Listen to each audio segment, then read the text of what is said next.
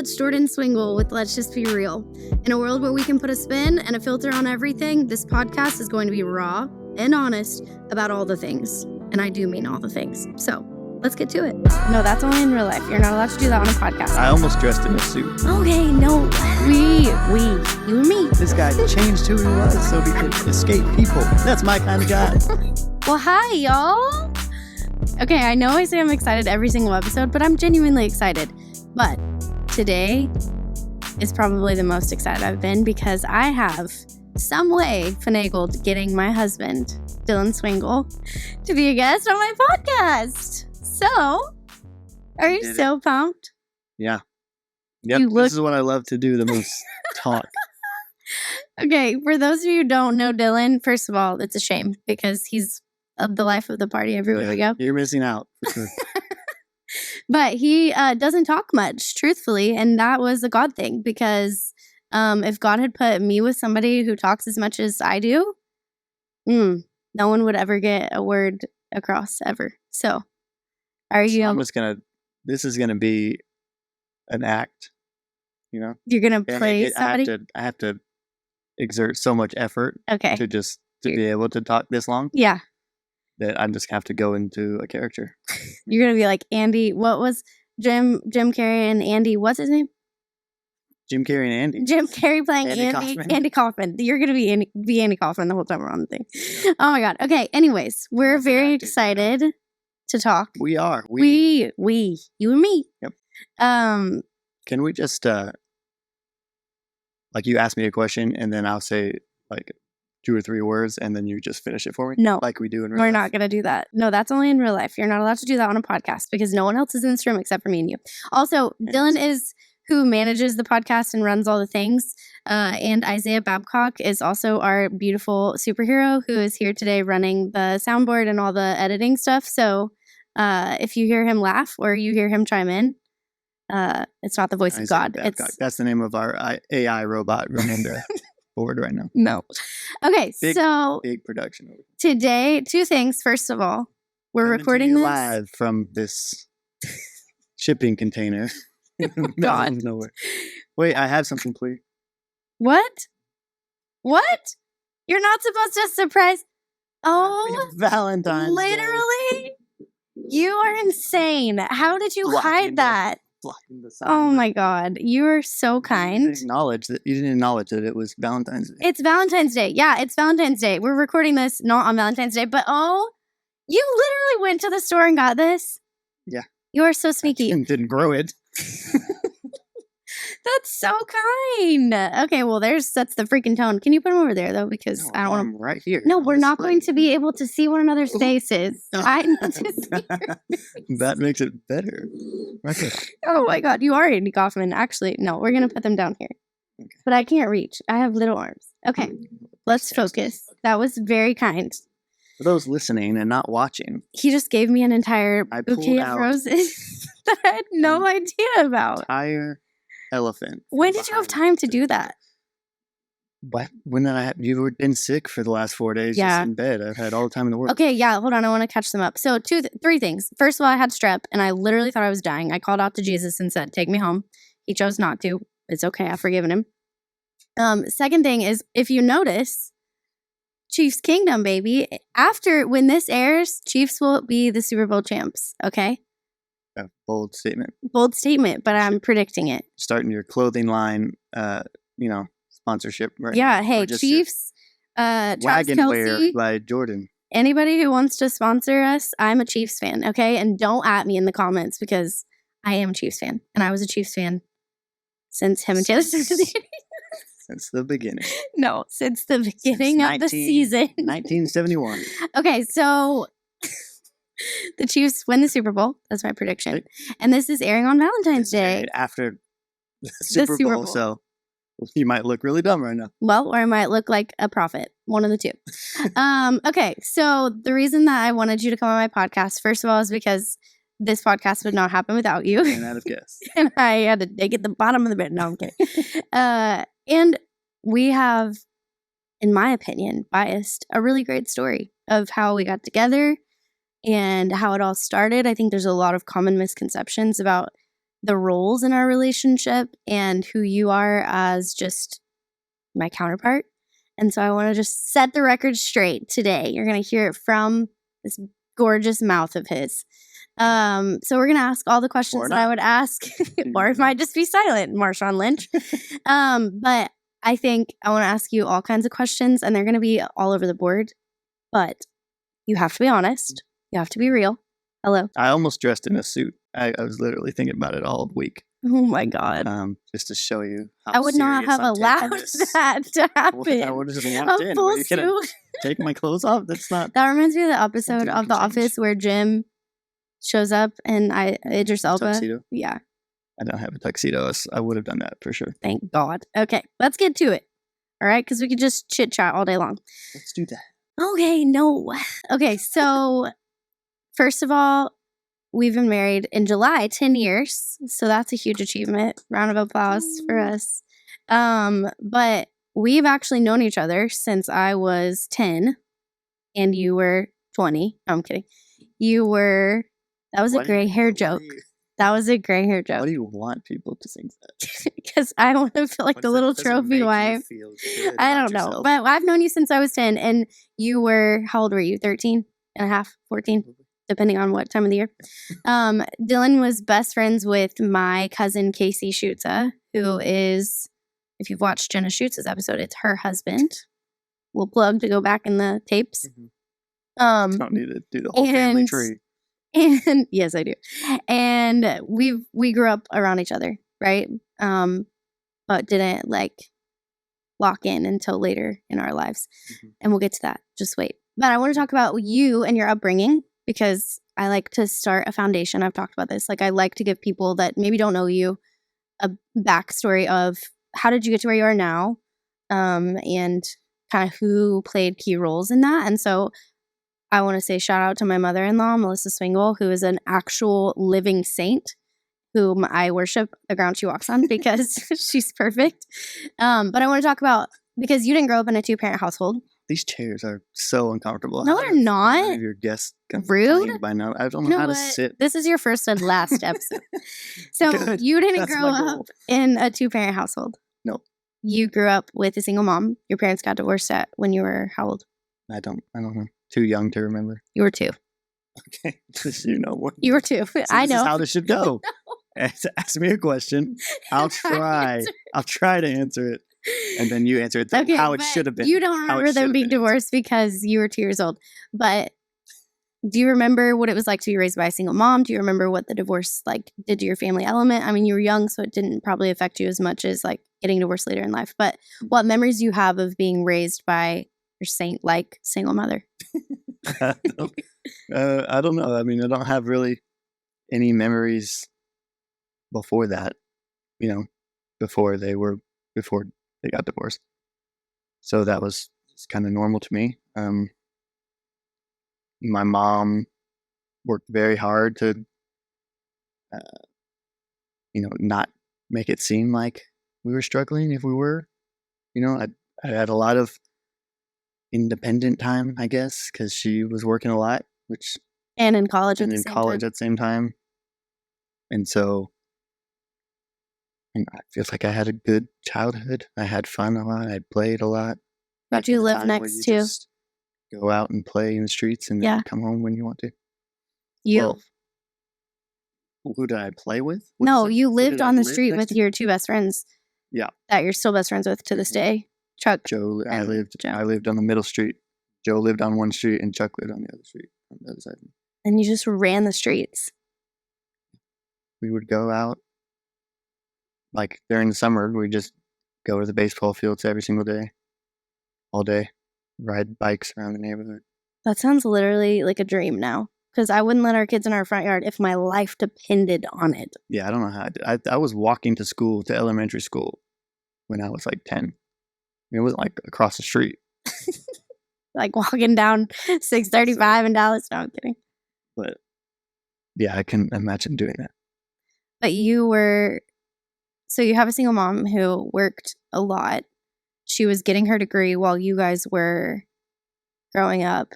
And at the time, your dad was living where? He wasn't living in Texas, right? He was in Georgia.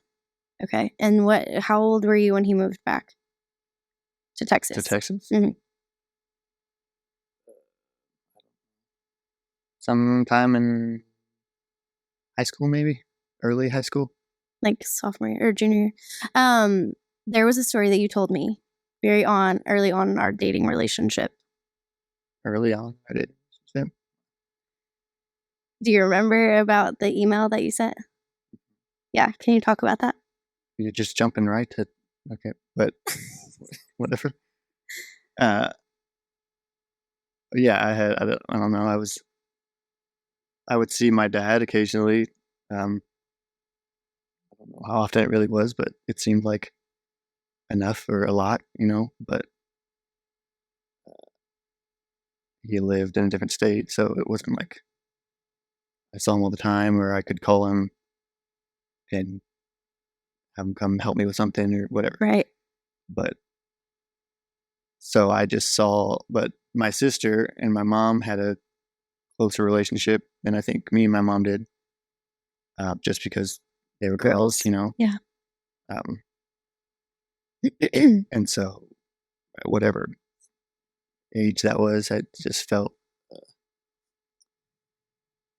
like I would see them interacting a lot and being close, and my sister would talk to my mom when she had a problem, and so I was at the time like setting up a fantasy football league with my dad over emails, and I don't know why one night, but I just felt like just watching them, I felt like I needed someone to talk to Right. in tough times, so I sent him an email and said all that, and If I remember I correctly. don't know if I actually asked him to move back. Or No, if I just think told you him said I needed it. need my dad. Something Like like that. I'm trying to learn how to be a man and I really need my dad. And it was like Something like a month later, right? something to that effect. And immediately, really, really fast, they picked up and moved back to Texas. Which is the most incredible thing. Like, what an act of a father. So incredible. I think about that all the time because it's a display of the gospel in my mind. Like, I think about how quickly God moves to be on our behalf, and your dad just totally embodied that and answered the call when you asked, which is so incredible. And I think they both play a huge role in how you parent now, which is my favorite thing to watch. I don't think my dad gets enough credit for that, too. No, I don't think he does either. Shout out to LaDon. If you're watching. We call him LaDon Props, because LaDon. He played basketball with you guys one time. I don't know. We're not going to get into that. We'll get into that. So we were at this house. He had rented this house while another house was getting finished. And we would go over there and watch football games all the time. And at halftime, or like in between the 3:00 game and the Sunday night game or something, we would all go out to the driveway and play knockout. And you and your friends? Yeah, my friends and my dad. And your dad. And LaDon. And, he's an older guy, so he's not in the same amount of shape that high schooler kids are. So he had to make every shot on the first try, so he didn't have to run around, and he did. So instead of LeBron, he became LaDon. Wow. Yeah, I think your dad is incredible, and I do think we automatically hear single mom, and it automatically shades the dad, and I don't think that was the reality. And your family has the coolest freaking dynamic that honestly scared the crap out of me at first. I was like, y'all lying. I know y'all don't get along this well, but they really do. So your mom and dad get divorced, and your dad remarries a woman named Kelly, who is equally a saint, so kind, so loving and embracing of me, which I'm like a tornado to catch. So the fact that they all love me, I'm like, dang. Yeah. Y'all really don't know me that well. No, I'm kidding. But they all get along really well. And it's so fortunate for our family because we never miss out on interactions with all of them. Christmas, we're all together. Thanksgiving, we're all together, including mom and now stepmom and dad. And they're all friends and they're all kind to one another. And there's never been a cross word about anybody. We go on vacation with them. Coming from my upbringing, no shade to Kelly, she's amazing. But watching that interaction, truly like healed something inside of me. I was like, oh, this is possible. Like you can co-parent, and it's a healthy way to do it. So I cannot speak enough good about your family. I think they're incredible. And even though my parents were divorced, it's kind of lucky that happened, because yeah, I got an extra mom out of that too. yeah, and she's awesome, and we love her. That's probably rare, but it's incredibly rare. I've had many dads. Worked out for me. Okay, so let's keep going. Let's get to the marriage stuff, because it's Valentine's Day. I literally cannot believe you got me roses. So let's talk about our story, because I love it so much, and it feels like surreal that we're even sitting here 10 years into marriage. Not yet. Almost. Stop it. We're in our 10th year. That doesn't make sense. Whatever. We're not arguing this on camera. So we knew each other when we were little, and at the time, like, I was just the tag along with y'all. I just kind of was always around, because all of our family is very close, and Casey and I are more like brother and sister than we are cousins. And so I was just around you guys all the time. But I distinctly remember my 19th birthday. You came to my mom's house, and I had some big party, and all of our friends, like, none of us really drank or did anything, but we always hung out, and we would play board games, or we would play just like whatever. And we sat down and we were playing this game, and for some reason you wrote on a note. You were like making jokes about the people in the room. Game, but everyone else, I didn't know how to play the game, I guess. I think at the time. Maybe that's what it was. So but I included myself by playing the game in your by myself. Oh my God. So you start writing all these jokes down on this paper, and you sat next to me and you start passing it to me, and I'm reading them and I'm dying laughing, because anything that you have to know about Dillon, it's this. He's a one-liner. Like, he will out of nowhere be silent in a conversation, just speak his head and go, and it's the funniest thing you've ever heard. So that's all. There was like a page full of one-liners, and I was like cackling, and nobody understood. But I remember being like, oh my God, like, he's so cute. And it was like my first evidence that I like existed as a girl that wasn't like a tag along anymore. Birthday. Yeah, like, but still, like, nobody else to? gave attention the way that you did. And you may not remember it, but for some reason, I literally saved that note. I was dating someone else. I'm almost positive. Where it is now. I guarantee you, it's in our storage unit. We'll see. If you go find it, post it. I don't think I'll find it. I can't dig through all those boxes. You got 30 days. I'm pretty sure I was dating someone else, but I was like, oh my God, I have the biggest crush on this guy. And I've always had a crush. I always had a crush on you. I was like, oh my God, he's so quiet and he's intimidating, and not intimidating now. I'm like, boy. But at the time, I remember it being like, oh my gosh, he knows that I exist. Fast forward to my 21st birthday. I was dating somebody at the time.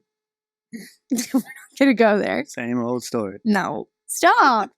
I was not cheating on anyone. I was just dating someone, and I got broken up with. Who said that? I thought that's what you were alluding to. That. No. Saying your 19th birthday, I was dating somebody at the time. 21st birthday, I was dating somebody. I was a serial dater, okay? Until you. Are you sure these are the order of events? Because when you ask me about timeline stuff, it's all mixed together, and I don't forget anything. Like we knew each other for a long time, and we started to interact. No. Kind of. No. But we knew each other a long time and did not interact. Yeah. And then when we did interact, it was just friends, at least for me. You like to say that you orchestrated this from birth. But it was just friends, and then it wasn't. And then it distinctly wasn't. But I don't have. It's because you're not a girl. Step by step let me tell you the story. This happened. Let me tell you the story. I know everything about it. In my brain, it goes from banana Sprite challenge to kissing in my car. I forgot about banana Sprite challenge to kissing in your car. Dang, boy, you missed a lot of steps. Okay, we did this stupid banana Sprite challenge. Nothing else. It was important in between that. Wait, all the cameras are off. Is this working? They're fine. Okay, great. If something was off, our AI robot Isaiah was. Okay, wait. So we did this banana Sprite challenge and I'm sure you guys all know about it, but you like chug Sprite and you eat a banana and it like makes you vomit. And Dillon was a videographer, and just was like, videographer. you got your camera, you're like, let's make this video. Okay, regardless. So that's not the first time that we like started flirting. Finish with the banana Sprite challenges. Maybe I don't care about that. I want to fast forward. It's you eat a banana and you chug a bunch of Sprite until you throw up. There's not really. What a dumb game. That's just how bored we were. Okay. Except for the people. Let me finish the story, please. Okay. So we were 21st birthday. You were 21st birthday, but no, before that, Casey and Jenna got engaged, and you had a mustache. Before you?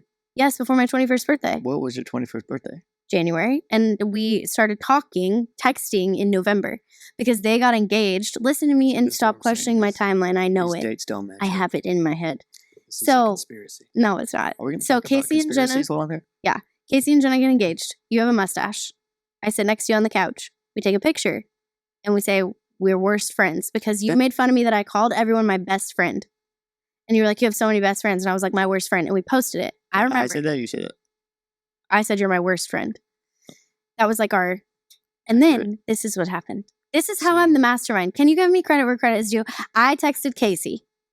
This is not like some elaborate plan. You just said, give me his number, basically. No. The elaborate plan was, I'm going to get his phone number. I'm going to woo him into falling in love with me. We're going to get married and have kids. Anyways. So I text Casey and I was like, hey, give me Dillon's phone number because I want the video. And Casey's like, okay, no idea that I'm like. The banana Sprite yeah. And so I start texting guys out there. There's your, that's how you get them. Vomit. And then they'll text gross. you. No. But I reached out to you and I was like, hey, can I get the video? Blah, blah, blah. And that was my way of like, I have your phone number. You have my phone number. And it felt very like. Stalkerish. Look where it landed you. Okay. You're freaking welcome. But so skip that. We get through that. We talk. Like we started texting, whatever, back and forth. I remember so freaking clearly the first time you texted me, like out of nowhere. Me and Jenna were at the grocery store because we lived together. And you were like, hey, what's up? And I was like, the weirdest sentence. And I looked at Jenna and I go, you just said, how are those related? You said, me and Jenna were at the grocery store because we lived together. Yeah, because we were at the grocery store getting groceries for That's our why house. you were at the grocery store? Because you lived together? Shut up. I'm sorry. Okay, quit heckling me. I like to shoot off into a tangent. I know, your brain. Jenna, I turned to Jenna and I go, he texted me. And she was like, oh my God, game on. And I was like, freaking game on. She said, oh my God, game on. Almost positive that I was dating someone at that time for sure. And so anyways, fast forward to my 21st birthday, I get dumped. The day before my birthday. Like, shout out to that person. I get dumped. Shout out to No. And I text you and I'm like, why can't I make any relationship work? Because at this point, we legitimately were just friends. We were just texting. You were talking to other people. I was talking to other people, like, whatever. And I text you and I was really depressed because I was like, I'm about to turn 21. In the South, that's like your prime bride time. I'm going to say it. Stop it. So I say, why can't I make any relationship work? And he says, I need you to like, listen to this, okay? He says, what you deserve is unattainable by any man, but we would all try. I was like what? What is this poetry? No, it was not food. It was like a knife right to my heart. I was like, oh my God. He's it. Like, this is it. And I've been because of that chasing all these other fools. Yes. It was just like everything that I needed to hear, like, and which is a huge compliment. But like, you just spoke directly to my brain of like, this, you're too chasing good men. Yeah, you're too good for him. Leave him in the dust. Date me. But we didn't end up dating at that point because at that point you weren't a believer in Jesus. Y'all notice my plan is working. She's just answering telling all the stories. Okay. Go ahead. So what happened from January to April? What the 2023? What? No, January to April. You tell me that I deserve more, and then see you're skipping over a bunch of like things that led to that point. But okay, skip from January to April. We don't talk because what happened? I remember. I don't know why, but I don't remember what. Because you told me that we couldn't date because I wasn't a believer at the time. Yeah, you weren't a believer, and you were like, I know what your values are, and I'm not going to do that. And you didn't want to jeopardize your relationship with Casey. And I was very close with Casey and the rest of your family, and it didn't seem. It seemed like I had to just in my brain subconsciously keep you at arm's length, Mm-hmm. or like not allow myself to think of you that way. Mm-hmm. Out of respect for me, which I appreciate now, and I hope that and my family. How it wouldn't just be like dating. That makes sense. No, because I think we both knew like close we all were. Yeah. So I started praying. I had already been praying because Dillon's biggest hang up, and you can speak to this, like before you came to know the Lord, is that you felt like you had control of your own life. You didn't need God because you had everything figured out. LOL. Not that I had everything figured out, but that I could figure it out if I could do it on my own. Yeah. And my biggest thing was that I wasn't going to date someone who wasn't a Christian just because it went against, like, we wouldn't parent the same. We wouldn't raise the family. Like, we wouldn't agree on finances. Like, my belief in Jesus filtrates through everything in my life. That is the only thing that's it. That's the ultimate for me. And you knew that. And so, which is like so amazing that you weren't a believer and you were guarding my values for me when I was like, here, go to the wind. Like, which is, I'm so thankful now. So we stopped talking. No, that's not what happened. We go have dinner at Whataburger. Yeah, we stopped talking. That's what I'm saying. Oh, no. We have dinner at Whataburger. I tell you, I've been praying really awful things over your life. I literally prayed and I was like, God, get him in a car accident. Like something to like let him see that he is not in control of his own life. Show him that like make him understand that you are sovereign over his life and that there is no plan that Dillon can implement that like will supersede your will for his life. And I had been praying that over you for months at that point, likely since November, because I realized, I think that was when we first got close and I was just like, oh, like that he's a great human being and he has all these great values, but like he's doing this all on his own and not relying on the Lord. And I felt like the Lord had surrounded you with people that really loved Jesus and that was your core group of friends and you were not having the Jesus stuff. No, I mean, that never happened. That I wasn't having any of it. I didn't give it much thought. I didn't feel like I needed, I grew up and I thought I was a good kid. You were moral. I was moral. Yeah. And so I didn't feel like I needed, however, to get to heaven, Yeah. I'll figure it out. I can do it on my own. Yeah. You don't feel like that anymore, but do you? being around them, when they found God, they became, my friends, they became really passionate about it really quickly. And so they would just talk about it, just like you talk about anything when you're working when out you love it. or Yeah. you're just hanging out. And so it just became like the sound of my day-to-day life, really. And what a great way to put that. Yeah. And so eventually it found its way into my heart.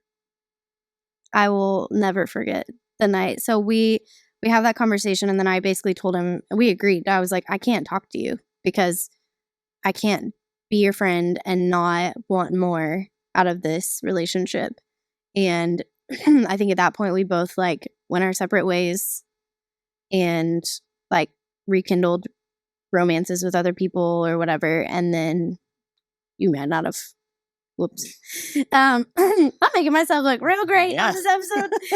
Oh God. But good believer. Hey, I didn't say I was doing nothing nasty. I was dating people. But so good God. But I told you like I can't be your friend. I don't know how to be your friend anymore. Now that we've opened this conversation of we're attracted to each other, like we can't just do that. And so we didn't talk. And that was really painful for me because I was really praying, God, like, don't bring him to yourself for my benefit. Do it because he needs you. And I know that he needs you. And I've always been able to see through your facade of like strong, independent, like all these things. Can't see through it now. Yeah. And I just had a soft spot in my heart for you. And so I started praying that. And then one night we saw each other on Easter. I'll never forget. Man, I looked so freaking good. I was like, love to tell this story. I love to tell this story because I was in prime. So good. I was in jean cutoff shorts and a white tank top. You were looking at me. And he was in a gym working out with Casey, and me and Jenna walked in, and that boy did a double take, and I was like, I know. You got eyes for me. But it was the first time we'd seen each other in months and talked at all. And then that weekend, I think, just spiraled into, like, everything happened that weekend of, like, us really talking for the first time in months and telling each other, like, how we actually felt and shared our first kiss. Yeah, see, I don't know how that like just started though. I don't remember how it started. Like I do. I just told you. Our first kiss, I'm saying, starting actually dating. Our first kiss happened before we stopped. Yeah. No, it didn't. Yes, it did. This is where we disagree. Oh, our first kiss happened before we stopped talking. That's how we stopped talking. We kissed, and it was like, all right, no more. Like, we can't be this. That's what happened. You're right. I'm wrong. We crossed this line. Now we have to stop. Yeah. And then we didn't talk. And then we saw each other on Easter. And then we, like, didn't talk again. And then I remember me and Cassidy and Jenna were out somewhere and got home really late. And Casey texted me a picture of a text message that you sent to him at like 4 a.m. And it said, I need to know Jesus. Can you show me how? And I wept and cried my eyes out because I just was like, even if we don't date, like, thank you, Lord. Like, first of all, you answered my prayer, which is always humbling. And second of all, I really care about this man. And I'm so thankful that, like, he finally sees his need for you. And you ain't ever been the same since. Nope. You were a very cynical, kind of cold person beforehand. And now you are not that. And God broke your little heart. Cynical, warm person. No. But anyways, so you come to know Jesus. And then shortly after, it was like a moth to a flame. For you. Mm-hmm. And not for you, butthead. But see, that's what I'm saying. I don't know how that escalated into April 15th, we are boyfriend and girlfriend. April 15th, you texted Casey that sometime in April, or maybe it was March. And then we started dating May 15th. Yeah. But how did we decide that? That's what I'm saying. I don't know. I don't think we had like a formal, you're my boyfriend, girlfriend. We went on our first date to Perry's Steakhouse on accident. And I thought you were rich. I was like, boy, bag me a money man, because we went to this beautiful steakhouse because we just stumbled upon it. Dinner was like $250. We have reservations at that place. And I was like, yay. But it was a magical first date, and it definitely wooed me. I have champagne taste on a beer budget, 100%. So you just like whipping out your card and paying for a $200 meal. I was like, oh my God, that's more money than I have in any of my accounts. Like, what? And you didn't even blink. And you didn't have a ton of money at that point either. I had enough for a single guy who didn't have a girl to drink Totino's pizzas every day. That's so true. So we started dating, whatever. Fast forward. I think we both knew, like, I think that was part of the hesitation too, was I knew once I dated you, that was game over. Like, once we started dating, it was altar for me, which scared the crap out of me. You agree on that? Yeah. Well, because I before that, that's what I'm saying. If that's what I was talking about, you know, being so close to your family and everything, that I couldn't do it, because if I dated you, I was going to marry you. Yeah. And God knew all along that that's what was going to happen. But we never broke up. We never had any of those situations. And we get engaged. Oh my God, our engagement story. Dillon left me at an airport in California and flew back to Texas on the day that he proposed to me. He left me in an airport, okay, by myself. I had the proposal planned. We were flying non-rev. We got separated in our seats. He flew home. I didn't. I got proposed to with no makeup on, no bra on, in a sweatshirt and a floor-length skirt, okay? I looked like a beautiful Pentecostal woman. Oh my God. We had been up since 4 a.m. and we get home at 8 o'clock and he proposes and he looked stunning. And I literally looked like I hadn't showered. So probably hadn't. But it was still a wonderful day and fond memories and a great story to tell. So we get engaged. So if you're taking notes, that's show the girl puking video, leave her at an airport. You go the opposite of what the internet tells you. Mm-hmm. Then we get married very quickly. What are your thoughts? Okay. We did 4 months after we got engaged. Oh, after we got engaged, sure. I literally didn't care about anything about the wedding. Now looking back, I'm like, kicking myself because it was hideous. So ugly. We had green carpet. Our church that we got married at tried to cancel our wedding the week of the wedding because they sold the church. And I was like, over my dead body. Like, I have all these people. We owned a wedding photography company. We still do. And we got married in a brown, literally brown floor to ceiling room. I think the walls were yellow. The reception. No, the reception. The reception was a blacked The out. reception was fine. Okay. It was just dark. We have different opinions. I had a blast. I didn't care. I literally didn't care about any of the details. My shoes didn't fit on the day of, my dress didn't fit, whatever. I just walked down the aisle barefoot. I literally didn't care. But it was awesome. And we have now been married 10 years.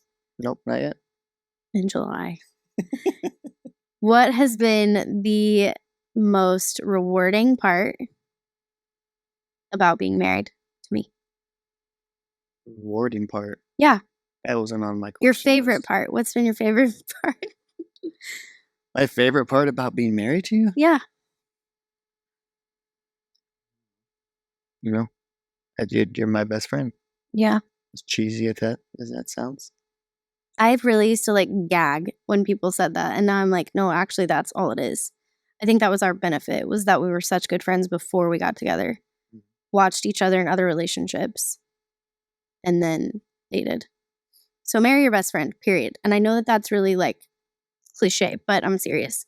But I remember I got a call from a friend of mine before we got married. And she said, I have a word from the Lord and I don't know like if this is going to make any sense at all. But she was like, your life, Jordyn's life, has been very challenging just with cancer and losing my dad and all the things. And she said, but God is going to give favor on your marriage and it's going to be the most uncomplicated thing in your life. And the easiest thing. The easiest thing in your life. And I would say that has come to fruition. You would. Yeah. The other aspects of my life are chaos at all times. But most of the time, I would say 99% of the time, you're my like safest place. You good? I'm slouching. Now, you have said something in This the past cushion is moving. that I want to bring light to. What? And at the I don't know what's coming. You say something about marriage. What is that? Marriage rules. No. I say it all the time. No. I say, yeah, that's the best. No, say exactly what you want to say. Marriage is for the birds. No. When we got married, there was very much this conversation about marriage is hard. That was everywhere. I feel like it was every book, it was every podcast headline, like all the things. All the pastors were talking about marriage is hard. You vehemently disagreed with that. Yeah. Now, I hate when people say, that's probably too harsh. But I hate when people say that marriage is hard. But I hate when you bring it up too. Like, that makes me look like I'm some arrogant husband who thinks they know everything and they're like, but I think when you elaborate on that thought of marriage is not hard, it makes sense. See, that's the problem though. It's hard for me to or feel like I'm going to articulate it well. Okay, we'll try. Well, so like, if you think marriage is hard, I'm not saying that you're necessarily wrong. My wife hates or thinks marriage is hard, and I don't blame her, because if you had to deal with this head case all the time. I don't think being married to you is hard. I think that what we've talked about is that your thought about marriage is not hard is because you think that you do this very well. You're a very selfless human being. You put us first, always. But what I'm saying is I don't think, if you think it's hard, you're not wrong. That's not what I'm saying. People think, some people are motivated or encouraged by the challenge. Not like the negative aspect, but like the gloomy side of something. Like, say,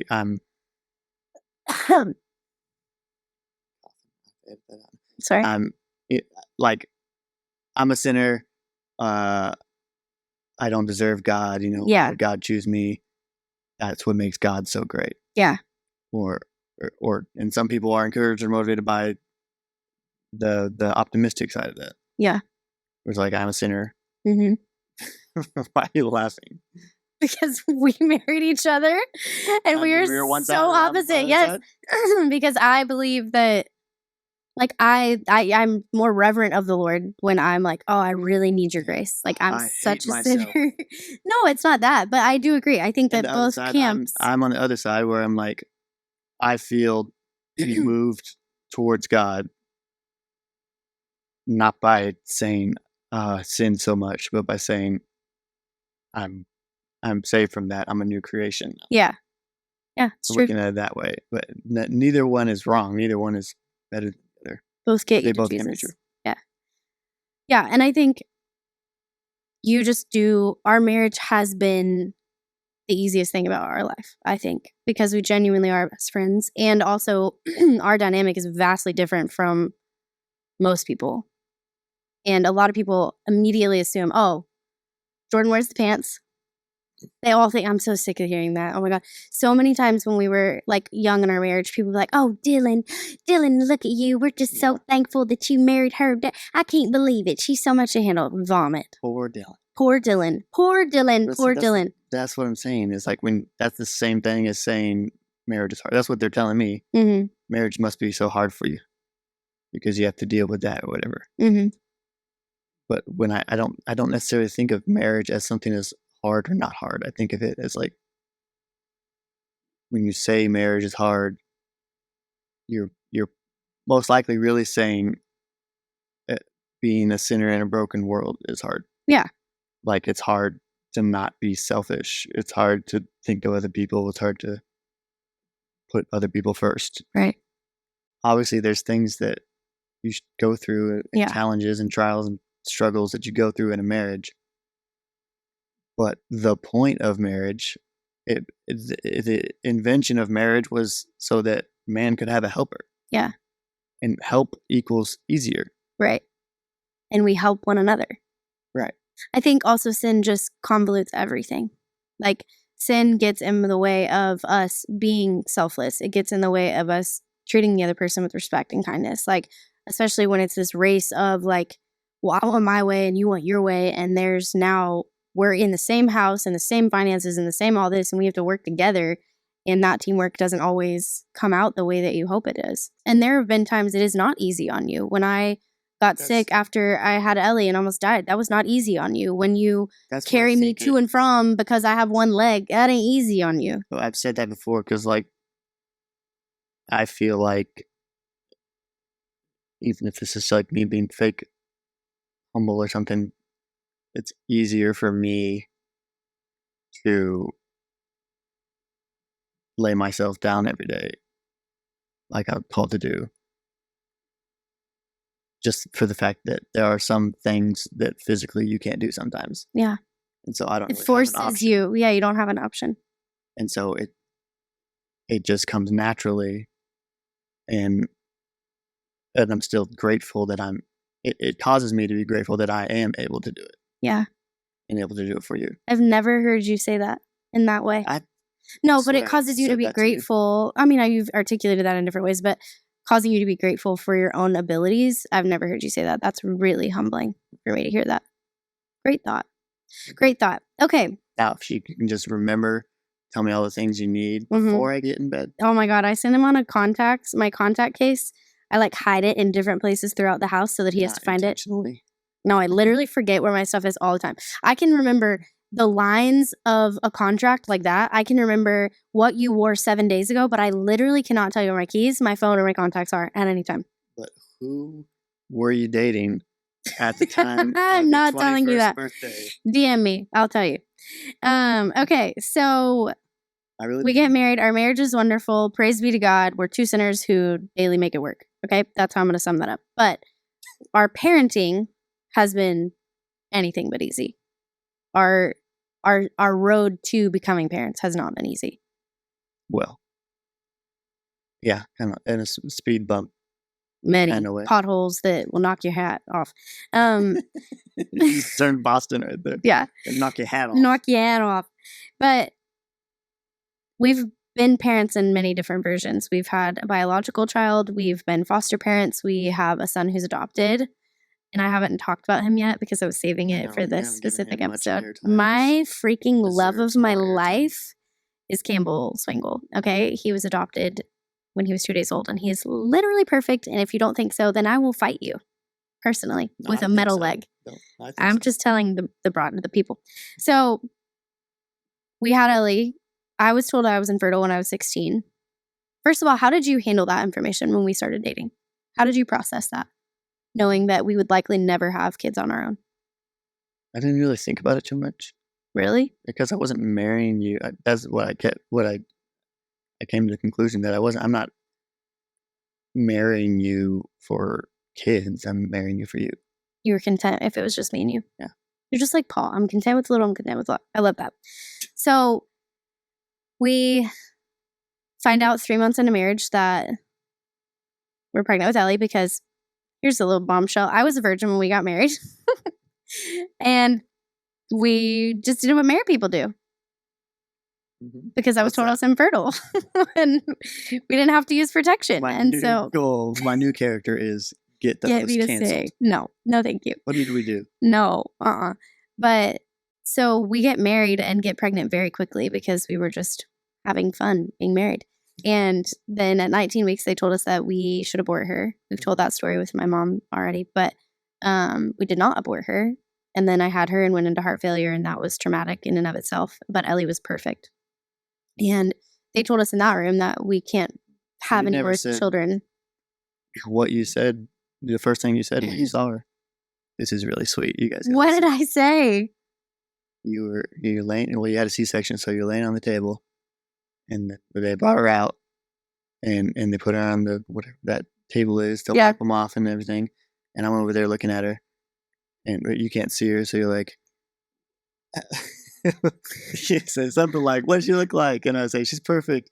And then I move out of the way to show you, and you go, Oh my God, I know what I said. "Why she still got a cone head?" I could not understand why vaginally she didn't go out vaginally. So she'd been in, but they're like, Jordyn, she's been in the birthing canal. I'm like, what? Her head is cold. She's trying to get out. A C-section would have round head. Like I was delirious and words. exhausted. She was perfect. She's perfect. Is what I said. She got a cone head. Okay, well, That's that what kind you of said. equals out to when I told you I was pregnant and you literally looked me dead in the face and said, we don't have I enough don't money. remember that. I very clearly remember it.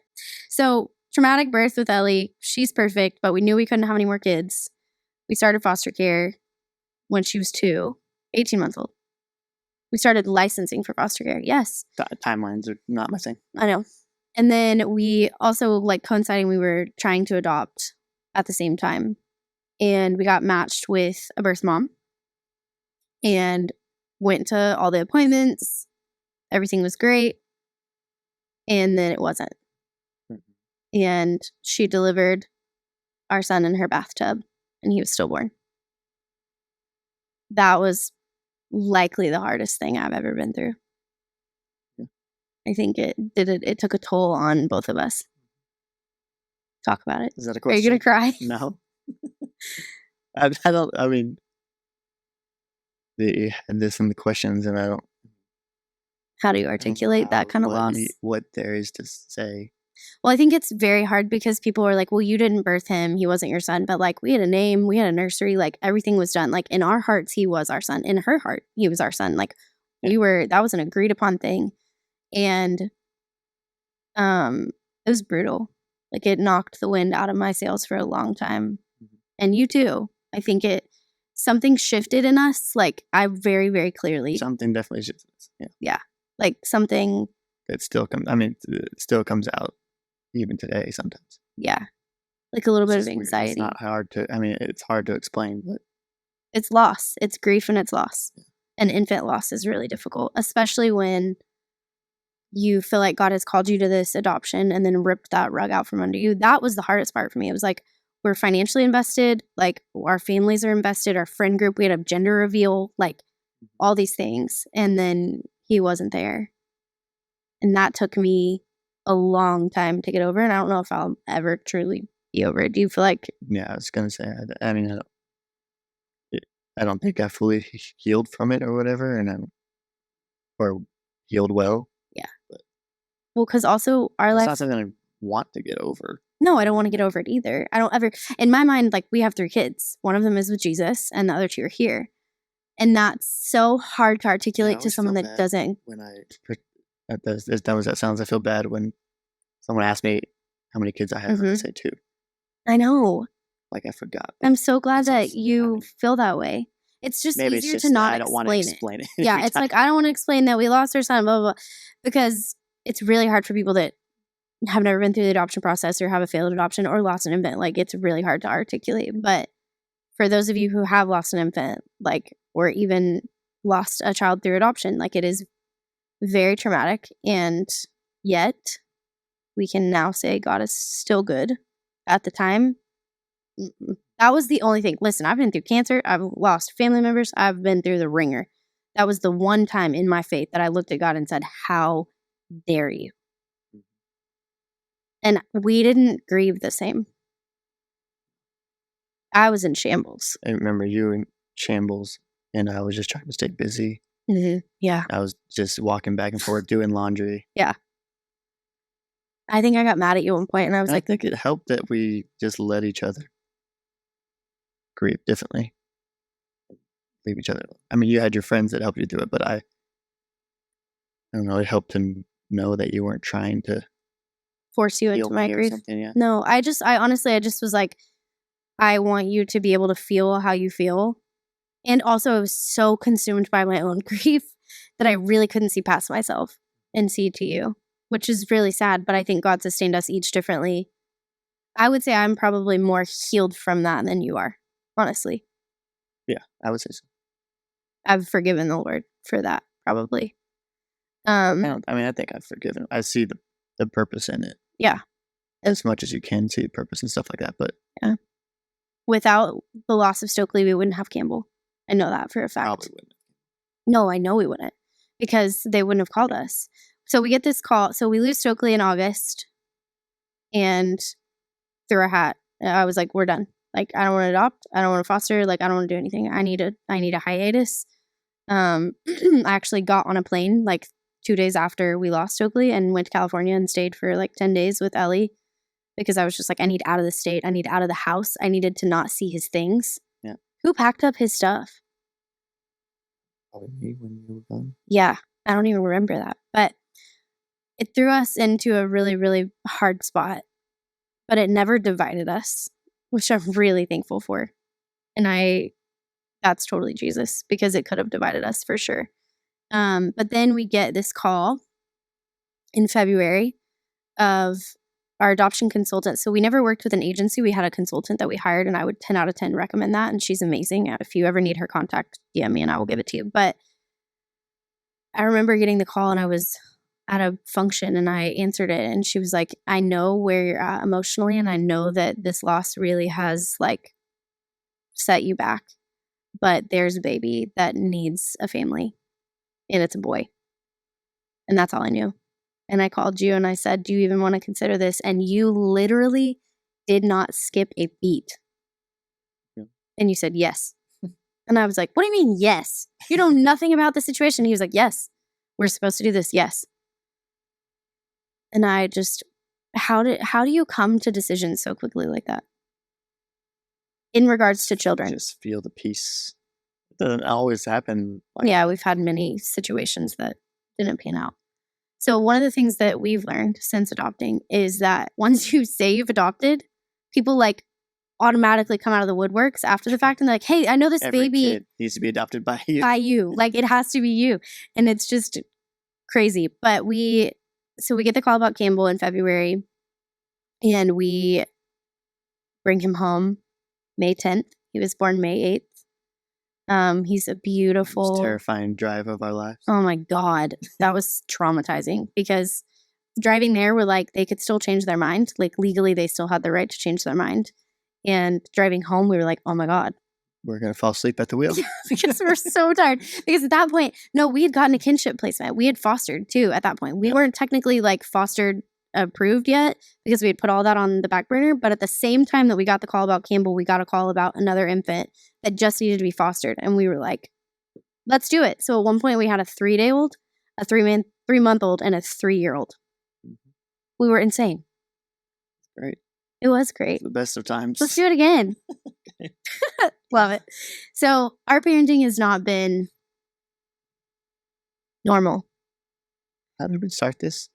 What was the We question? talked about parenthood. I was asking you about parenting and parenthood and how all of the different elements of our parenting, from having Ellie to losing Stokely, fostering to adoption. Like, what do you feel like you have held on to the most that's made you able? Because I think a lot of men, in conversation with other women, a lot of men get hung up on foster care. Like they can't commit to it, or adoption. There's a hang back for them. Why do you feel like that wasn't an element for you?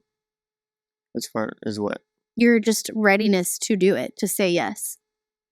I don't think I was like super. I mean, I was very apprehensive, or I had fear still that it wasn't what we should be doing, but like before we even started. Yeah. Or that we wouldn't be good at it, or I wouldn't be good at it, Mm-hmm. you know, or something bad, whatever, it would mess up Ellie. But so I don't know. I think I maybe hid that better because I did feel like I wasn't Equipped. super confident about it. I don't think it was ever the should we do it. I think it was can we? Like, are we good enough for this to be trusted with someone else's kid? But Campbell is proof that I think we were called to do it, and he's wonderful, and he is literally so obsessed with you, which I'm still not over. He was a mama's boy the first 2 years of his life, and then he betrayed me. I don't think he ever was. Yes, he was. He slept on my chest let for you have 6 that, but- weeks. Whatever. He's obsessed with Dillon. He's beautiful. We are a multiracial family. His birth He's very parents. obsessed with Marshall Islands. He's so proud to be from the Marshall Islands. Like, he will find it on a map anywhere. Like, he loves it. He shows always me talks something about he's learned, and I say, "Hey, who taught you that?" He said, "I learned on the Marshall Islands." He was never on the Marshall Islands. So his biological parents are from the Marshall Islands, but they live in Arkansas. And so it was a domestic adoption, and it's an open adoption. We are massive fans of open adoption. We think it's the healthiest route for kids to understand where they come from. And Campbell is very obviously adopted. Like, he's come to this state now. I'm saying, like, either he's adopted or one of us stepped out. You know what I mean? But he has recognized mommy and daddy and Ellie look the same, and Campbell is brown, and Campbell doesn't look the same. And so we're articulating those conversations. And I can tell every time it like tugs at your heart because you want him to not feel different. Yeah. Different is beautiful, and we want to embrace that and encourage that. But it is painful sometimes for him to hear him process it out loud. Yeah. How have you? But then he like, eases his mind with the most ridiculous reason that we give him. He's just the best thing ever. So we're big adoption fans in this family. Also, huge adoption from the state. Like, if you can adopt through foster care, there's so many children that need help. Like, I think if we had the resources and could quit our jobs, we'd just like have 20 kids. Truly, honest to God. We get asked all the time to take in kids, and we've most of the time said yes, and then it doesn't pan out. But God, if you want to bring us more kids, drop them in our laps, and I will take them. Don't you agree? Are you? Yeah, I think we're on the same page. Drop some kids in my lap. But take that as a sign. You are. I want people to know that the one thing that I admire about you the most is your parenting. Like, you as a dad has been my favorite role to watch you in, because you do it with such ease, and because we really do share the responsibility in parenting. Like, we are not in that relationship style of, well, the mom does this and the husband does this. Like, we are tag teaming out all the time. Like, we work for ourselves. We both own businesses. We own businesses together, which a lot of people are always like, how can you work with your spouse? Like, he's my best friend. Who else would you want? Who else would I trust with all of these things that I'm doing? And every dream that I've ever come to you with, like, Isaiah actually was a huge part of us starting our photography business. Shout out. Thanks, Isaiah. And then, us starting a real estate brokerage, and you really just taking on all of the things that I come to you and I'm like, I want to do this. How? Figure it out. But I walk away. I don't know. And Stop then he asking me. figures it out. Too much pressure. He figures it out every single time. But I think that that's just the same way with us in parenting. Like, what I love about you the most is that I can look at you and go, I don't have it today. Like, I ain't got it in me today. And you're like, all right, I pick up slack, or vice versa. There's definitely times where I'm like, okay, go sit on the couch. Your head's about to explode. Like, let me go take over.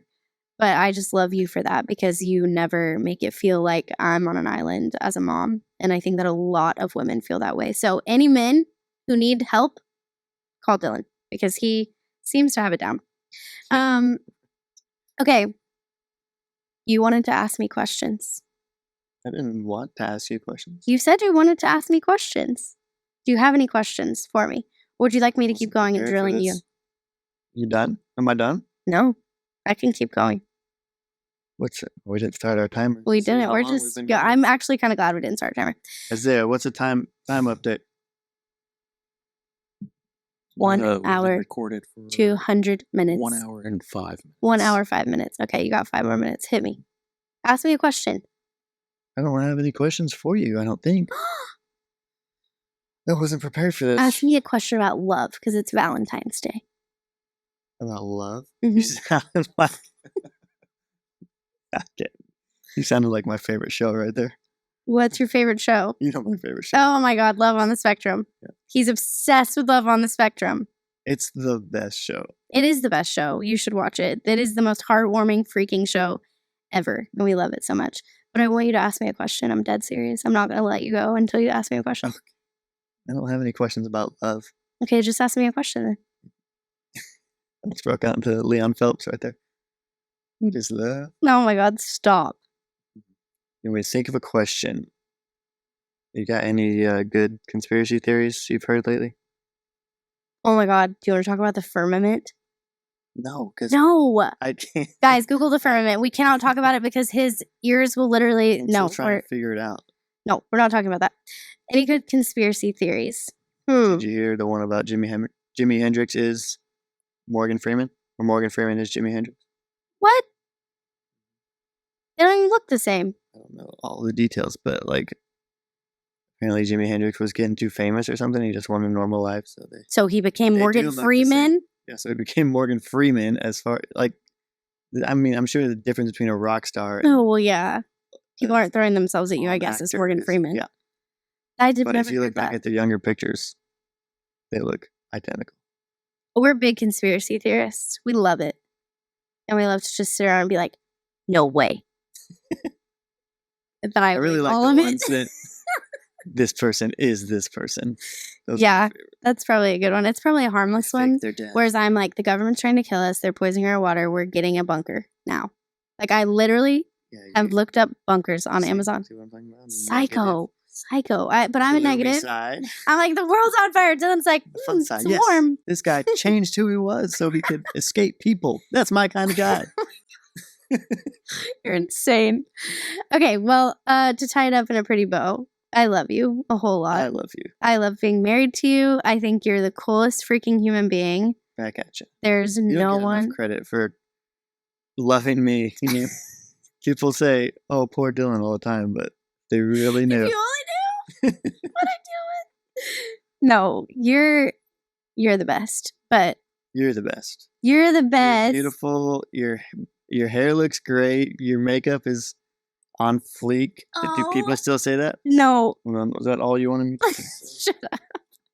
Okay, we're gonna wrap it up because we're definitely gonna have another one of these. I want to do just like a whole episode of you just saying one-liners that you just have to like. I pull up a Yeah, card. Just No, I like pull up a card and it has like a picture on it, and you just have to give a one-liner, and we'll do a whole hour of that. that's not how one-liners Yeah, I work. think that's what it's gonna It's do. one line, not No, we're gonna do it. We're gonna do it. 100-liners. We love you. We're so thankful that you decided to listen to us. I'm so grateful. I this don't know is what we over. talked about. Truly don't know. But Dylan just said more words in this I've podcast met than my he's quota for the ever year. said in his life. So, good night. I love you. Please like, subscribe, save, all the things. Bye. Bye. Hey guys, thanks for listening to my mom's podcast, Let's Just Be Real. If you enjoyed today's episode, please subscribe, like, follow, rate, and review so you don't miss any of these honest and amazing stories. For all the behind the scenes content, Go follow my mom at Jordyn Swingle on Instagram. And as always, let's just be real.